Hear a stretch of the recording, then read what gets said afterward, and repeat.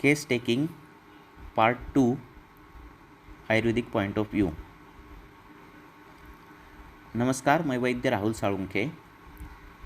हमने पिछले वीडियो में पता, नाम का और पता, ये जो केस पेपर में जो कॉलम रहते हैं उसका महत्व व्याधि के अनुसार क्या है उसकी जानकारी ली। आगे का पॉइंट है उम्र, वय। हमें मालूम है कि पेशेंट का वय उसकी बाल्यावस्था, तारुण्यावस्था और वृद्धावस्था का दर्शक है। तो जैसे मालूम है हमें कि बाल्यावस्था में कफ प्रधानता रहती है, तारुण्यावस्था में पित्त प्रधानता रहती है, वृद्धावस्था में वात प्रधानता रहती है। तो बालकों में होने वाली बीमारियां, 16 साल के पहले होने वाली बीमारियां प्रायः कफ प्रधान रहती है। तारुण्यावस्था में प्रायः पित्त प्रधान, रक्त प्रधान ऐसी बीमारियां रहती है और वृद्धावस्था में प्रायः वात प्रधान बीमारियां रहती है। अपदर्पणजन्य वात व्याधि, इनकी जो व्याधियों की संख्या है वृद्धावस्था में ज़्यादा दिखती है। ब्रूहण औषधियाँ, जैसे ब्रूहण अवलेह हो, शतावरी कल्प जैसे कल्प हो, ऐसे कल्पों का क्लिनिक में आपके रहने चाहिए ताकि वो वृद्धावस्था में होने वाले अपदर्पणजन्य वात व्याधि में आप वो कल्प दे सके। वय का, उम्र का और एक विचार है कि जो उम्र रहती है, बाल्यावस्था रहती है या फिर तरुण अवस्था रहती है, तो हर अवस्था में उस पेशेंट का जो इंटरेस्ट है वो अलग अलग होता है। जैसे बाल्यावस्था में अगर बच्चा है 10 के अंदर उम्र का बच्चा है तो उसको कार्टून्स और उसकी जो मूवीज़ है, खेल उनको ये ज़्यादा रहती है, इंटरेस्ट ज़्यादा रहता है। तो उन पर अगर उनसे जब बात करोगे तब मुझे भी ये कार्टून पसंद है, तुम वो खेल खेलते हो क्या, वो जो टॉपिक ऑफ इंटरेस्ट को अगर आपने छेड़ दिया तो वो जो रुग्ण है, वो बालक है, वो आपके नज़दीक आएगा, आपको बता सकेगा, आपसे वो कंफर्टेबल होगा। वैसे भी तारुण्यावस्था में है। तारुण्य जब युवा लड़के लड़कियां आपके क्लिनिक में आते हैं तो उनके टॉपिक ऑफ इंटरेस्ट अलग रहते हैं, चाहे वो गैजेट हो, मोबाइल फ़ोन हो, मूवीज़ हो। तो उनके टॉपिक ऑफ इंटरेस्ट के बारे में अगर आपने उस प्रकार से अगर बात की तो क्या होता है, तो वो उस आपसे अट्रैक्ट हो जाते हैं, आपसे ज़्यादा कंफर्टेबल हो जाते हैं, आपको बोलना चाहते हैं जो व्याधि के बारे में, आप वो अच्छी तरह से बता सकेंगे। वृद्धावस्था में टॉपिक ऑफ इंटरेस्ट अलग रहता है। वो उम्र ऐसी रहती है कि वो सुनना नहीं चाहती, वो सुनाना चाहती है। तो वृद्ध पेशेंट के कंप्लेंट जो है वो ज़्यादा सुनना, वो बोल रहे हैं वो ज़्यादा सुनना, अध्यात्म के बारे में उनका टॉपिक ज़्यादा रहता है, वो सुनना, उस प्रकार से उन्हें कंसल्ट करना, ये बहुत इम्पॉर्टेंट रहता है। आप तीनों पेशेंट को एक ही इसमें विचारों में, एक ही पर्सनैलिटी पर अगर जज करोगे तो थोड़ा अलग हो जाता है। अगर आप जैसे तरुण पेशेंट देख रहे हो वैसे बाल्य पेशेंट अगर देखोगे तो बालकों को वो आपका उतना अच्छा नहीं लगेगा। आप वृद्ध पेशेंट को ज़्यादा सुनाने जाओगे तो उनको वो भी अच्छा नहीं लगेगा। तो उस प्रकार से उनका इंटरेस्ट क्या है वो धीरे धीरे जान करके उस इंटरेस्ट से लेकर हमारा जो काम है हेतु निकालना, उधर तक हमें आना चाहिए। तो ये जो है वो उम्र, वय जो है, इसके लिए हम वो वय पूछते हैं। कभी कभार क्या होता है, पेशेंट बोलता है कि मेरी उम्र 24 है, 25 है, और 24 और 25 के उम्र में उसको खालित्य है, पालित्य है। तो हमें वो सोचना चाहिए कि एजिंग क्यों बढ़ रही है, पित्त प्रकोप ऊपर की ओर क्यों जा रहा है। ये चीज़ें हमें देख सकते हैं। तो वय जो है उसकी उम्र दर्शाता है, वय जो है वो शरीर के लक्षण दर्शाता है। तो अगर 25 की उम्र में खालित्य पालित्य दिख रहा है तो हमें पित्त का विचार, मज्जा का विचार होना चाहिए। वो जागरण करता है क्या, ये देखनी चाहिए। खालित्य पालित्य की जो हेतु है उन पर हमें नज़र आनी चाहिए। वो हेतु, वो जो व्याधि लेकर आया है उस व्याधि को वो ट्रिगर कर रहे क्या नहीं कर रहे, वो भी हमें देखना चाहिए। तो इसके वजह से हमें वो जो उम्र है और उस उम्र जैसी वो आकृति दिखनी चाहिए, उस प्रकार भी हमें देखना चाहिए। उम्र से कम होना या फिर उम्र से ज़्यादा होना, ये भी विकृति का ही लक्षण है। जिस उम्र में समझ आना चाहिए उस उम्र में समझ ना आना, तो आपको उसको मेद्य देना पड़ेगा। आपको लग रहा है कि ये अभी 20 साल का है पर उसको अभी बता नहीं, वो बाकी हेल्दी है और वो बता नहीं पा रहा है कोई किसी विषय की जो किसी विषय का जो स्टोरी जो बताने वाला है वो उसको बराबर से सिंक्रोनाइज नहीं कर पा रहा है। तो उसको उस हिसाब से वर्धन करने वाली, मज्जा धातु को वर्धन करने वाली दवाइयाँ देना, ये सब जो है अभ्यास ये एज के ये पॉइंट में आ जाता है, उम्र के पॉइंट में आ जाता है। तो इसीलिए रुग्ण का वय पूछना और उसके ये सब एंगल जो है वो हमारे केस टेकिंग में बहुत महत्वपूर्ण है। उसके बाद जो पॉइंट आ जाता है वो है व्यवसाय, रुग्ण का व्यवसाय। व्यवसाय जनित बहुत से व्याधि रहते हैं, उसको हम ऑक्यूपेशनल डिसीजेस बोलते हैं। तो उनका भी चयन होना चाहिए, उनका भी अभ्यास होना चाहिए। एमआईडीसी में काम करने वाले लोग रहते हैं, बड़ी बड़ी आवाज़ें दिन भर सुनते हैं, तो ध्वनि का अतियोग जो होता है तो उनमें जो कर्ण की विकृतियां हैं, हाँ, ये विकृतियां पाई जाती है।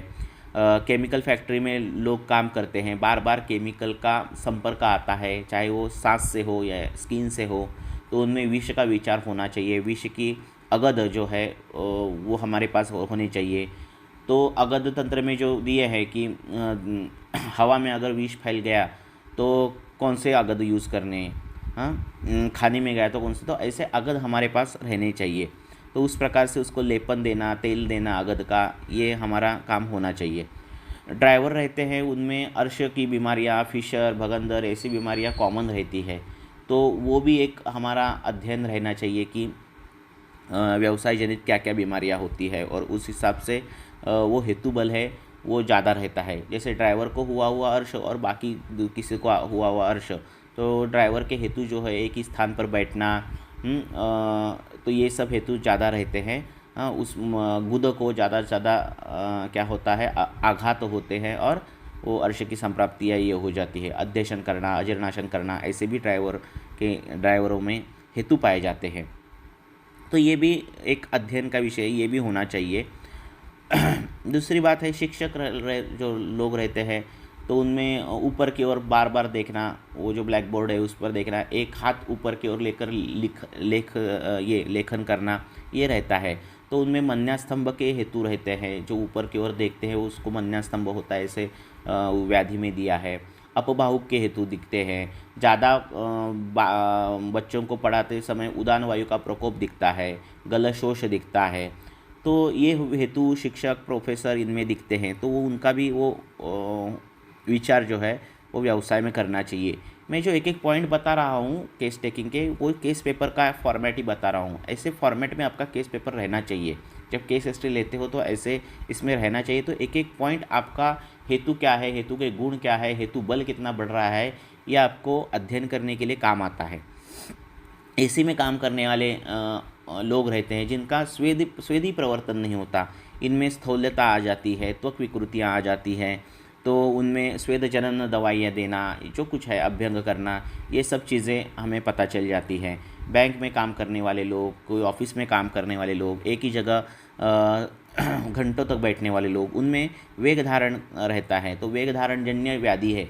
अगर बैंक में काम करने वाला इंसान है और वो बोल रहा है कि मुझे शिरशूल है, मुझे प्रतिशाय है, मुझे पिंडिको द्वेष्टन है, तो आपको वो पता चलना चाहिए कि ये वेग धारण जन्य व्याधि है, वेग धारण जन्य कारण से ये हुआ है। तो उस हिसाब से आपको जो है वो दवाइयाँ देनी पड़ती हैं। जो दुकान में काम करने वाले लोग रहते हैं, घंटों घंटों तक खड़े रहने वाले लोग रहते हैं, इनमें वेरिकोसिटी पाई जाती है।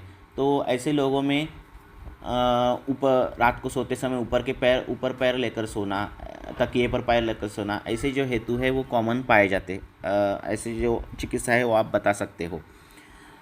कंप्यूटर पर काम करने वाले लोग रहते हैं, दिन रात काम करते हैं, रात्रि जागरण करते हैं, इनमें आँखों की बीमारियां पाई जाती है। आँखों का ज़्यादा उपयोग पाया जाता है, ताकि आँखों में दाहता, अरक्तवर्णता, दाह, ये सब पाया जाता है। तो इनमें घृत जैसा शीत प्रयोग हम कर सकते हैं। पानी में काम करने वाले लोगों में त्वचा विकृति, फंगस, विचर्चिका, ऐसी चीज़ें देखी जाती हैं। तो ये सब चीज़ें हैं वो मायने रखती है हमारे व्याधि के निश्चितीकरण में, व्याधि के अभ्यास में। तो वो उनका और भी हो सकते हैं, आप वो उसका अध्ययन करो, निकालो, तो इसका फ़ायदा हमें व्याधि के इसमें हो जाता है, व्याधि की पढ़ाई करने में हो जाता है, हेतु निकालने में हो जाता है। व्यवसाय से और एक पता चल जाता है कि रुग्ण की आर्थिक स्थिति पता चल जाती है। कभी कभार रुग्ण की आर्थिक स्थिति कम है पर माँ बाप का व्यवसाय अच्छा रहता है, वो कई प्रोफेसर या फिर कहीं अच्छे पोजीशन पर रहते हैं, तो इसकी वजह से उनका आर्थिक स्तर अच्छा रहता है।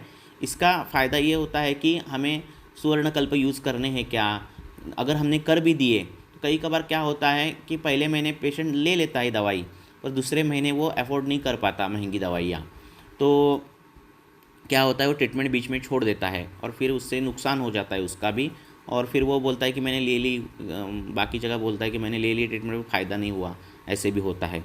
तो उसको अफोर्डेबल भी ट्रीटमेंट होनी चाहिए ताकि वो लॉन्ग टर्म ट्रीटमेंट ले सके, अगर वो जीर्ण व्याधि है तो लॉन्ग टर्म ट्रीटमेंट ले सके, उसके लिए अफोर्डेबल होनी चाहिए।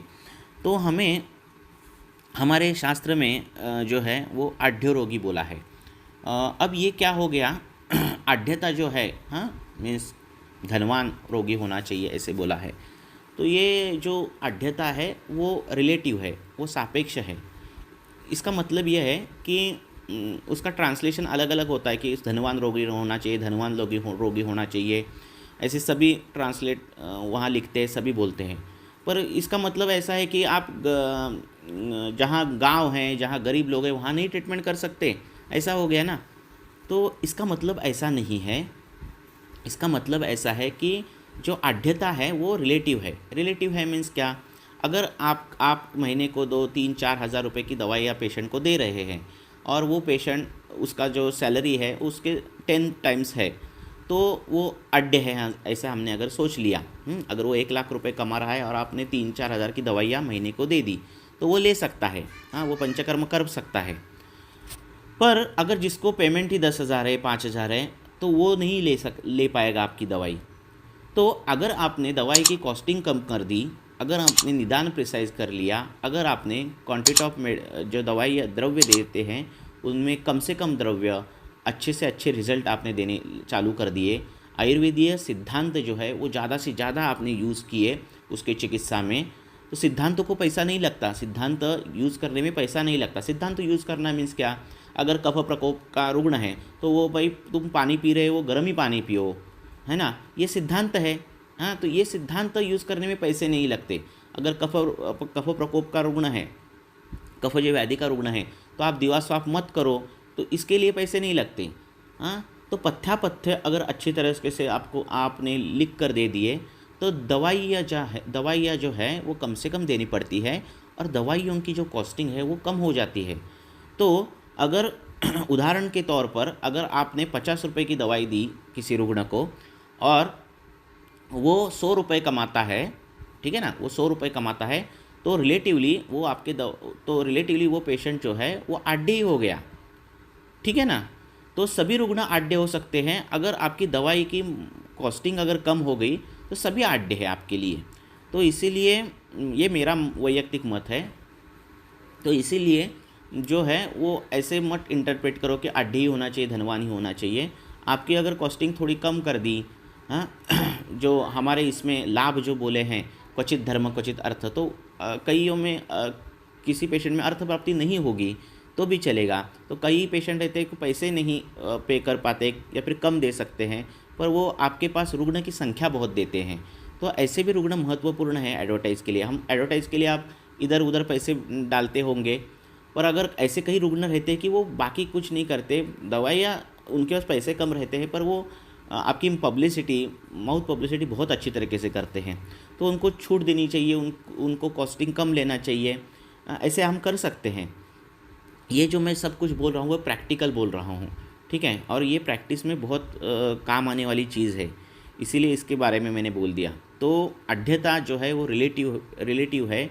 इसका मतलब आप ऐसा करो कि जितना कम से कम दवाई यूज़ कर सकोगे, इतनी कम से कम मात्रा में दे सकोगे, जितना पेशेंट कितना अफोर्ड कर सकता है उससे बहुत कम कॉस्टिंग में दवाइयाँ दोगे तो अगले महीने में भी वो आपके पास से दवाई लेगा और वो निरंतर आढ़ी रहेगा आपसे, आपके दवाइयों के कॉस्टिंग से तुलना करके। तो इस प्रकार से जो है विचार करना चाहिए। इस लेक्चर में हमने व्यय और व्यवसाय इसके बारे में बात की। अगले लेक्चर में हम अगले पॉइंट्स के बारे में बात करेंगे। धन्यवाद।